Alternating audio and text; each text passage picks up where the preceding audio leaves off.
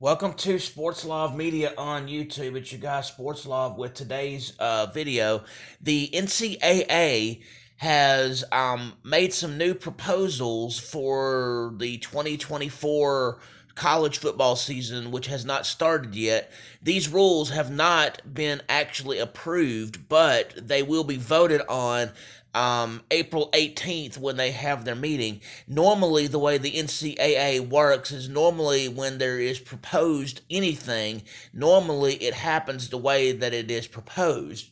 So, with that, I'd like to go over some of the new proposals that are up for vote on April 18th, and most likely these proposals will likely be passed, but nothing's official yet. But still, with that, they are looking at having they've approved helmet communications, which will be game use of tablet technology and a 2-minute timeout. That's just the summary of it, but let's go further into detail on it. NFL quarterbacks generally have been talking with their coaches through a headset in the quarterback's helmet, and that has been going on for roughly 30 years. The proposal by the Rules Committee for the NCAA states that coach to player communications would be allowed to a single player on each team who would be identified by a green dot worn on their helmet. The communications will be turned off at the snap of the football or within 15 seconds left on the play clock, depending on which happens first.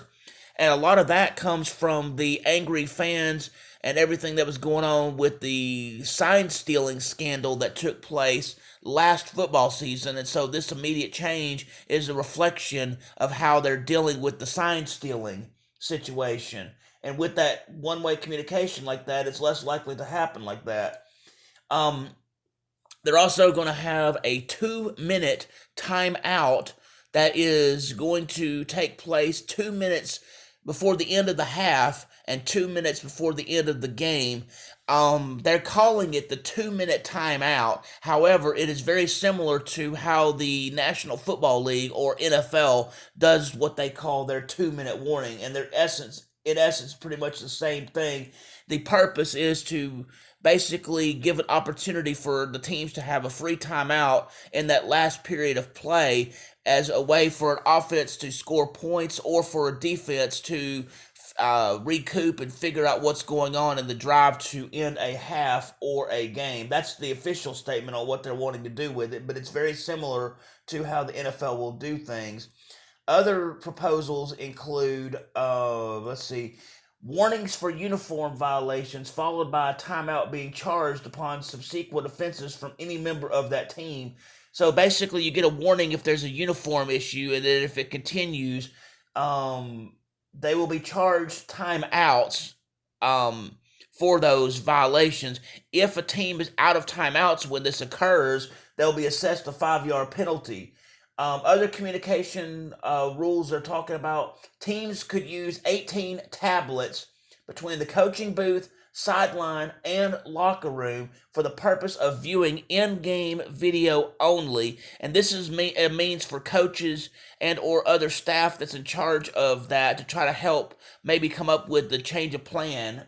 They're also going to implement a 15-yard penalty for a horse collar tackle within the tackle box. Previously, there had not been a penalty for that. It was a tackle, it was a horse collar, and it was not really penalized, although it should be.